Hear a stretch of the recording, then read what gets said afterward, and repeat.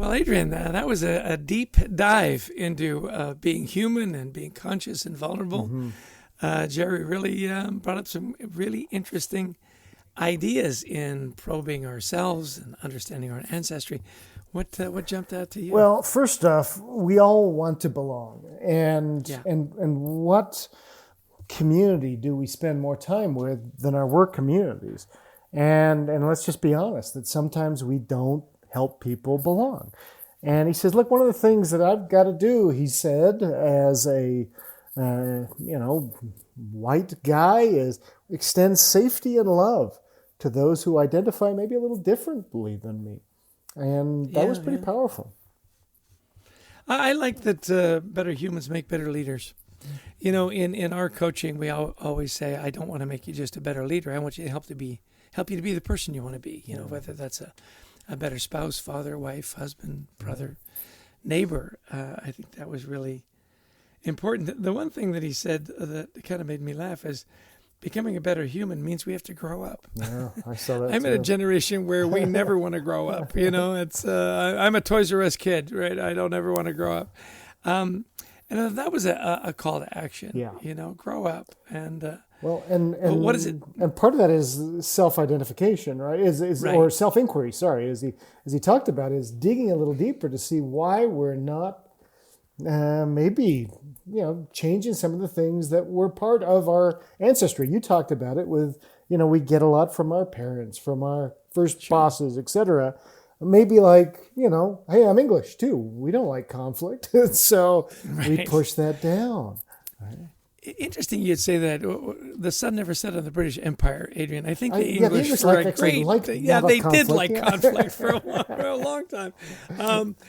Radical self-inquiry, that was the word that, he says, because we don't do it. Yeah. We don't want to do it. We don't want to find out. He said, dig deep into your ancestry and confront the good and the bad. We all carry with us those strengths, and we want to emphasize that our ancestors were tough. They did hard things. They were resilient, and they also suffered from a lot of things. And they may have had some. They may have had some biases. They may have had some prejudices that we need to talk about and not make them out to be these just imperfect people. Yeah.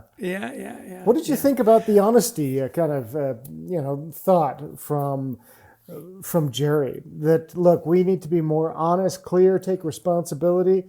And in some ways this is very powerful. I remember being early in my career, and my boss had not done something that he was supposed to, and I went into the chief, the CFO's office, and I said, I'm sorry, I didn't get to that. I took responsibility for my boss who'd messed up. And the other employees who were with me kind of went afterwards, like, wow, thanks for, and it really became something where, hey, Adrian, we'll take responsibility. And it was actually a good thing that I took responsibility, even though I was, but in many cases nowadays, if we're honest, we take responsibility, we're sort of vilified. There's not a lot of You're second. Weak. Yeah. This idea of, wouldn't it be great if we had honest politicians? When has that ever happened? Yeah. And you can never ever admit a mistake. I liked his 3 A's: acknowledge the mistake, apologize, and then make amends. Yeah. A very simple process. I love that he keeps a journal. I'm a big journaler. I don't write every day, but I'll write four or 5 times a week. And journals and meditation, good ideas to keep yourself honest. The spirituality piece, I wish we'd had a little more time to go deeper in that. He talked about spirituality as being important, and yet didn't really get into what does that really mean. Does it, obviously it can mean more than just going to church. I was curious where his spirituality came from. He talked about Buddha, and he talked about meditation, but that's as far as we went. I think that's an area that we're ever exploring as we become more human. Yeah. Where do we fit in the universe? What is our take on who we are, where we come from, and where we're going? Those eternal questions. Would have liked to add a little more time. Maybe we can invite him back sometime. Yeah, no, because I think that is part of being a well-rounded person, is finding that connection to the universe. Whatever we personally believe it is, that needs to be part of who we are. And so, it was a great discussion. Some really interesting takes from Jerry on life and work and how we can become more human leaders. So big thanks to Jerry for joining us today. A special thanks to our producer, Brent Klein, who helps us get in touch with the universe in more ways than one. To Christy Lawrence, who helps us reach across the universe to find amazing guests. I'm going to end the metaphor right now.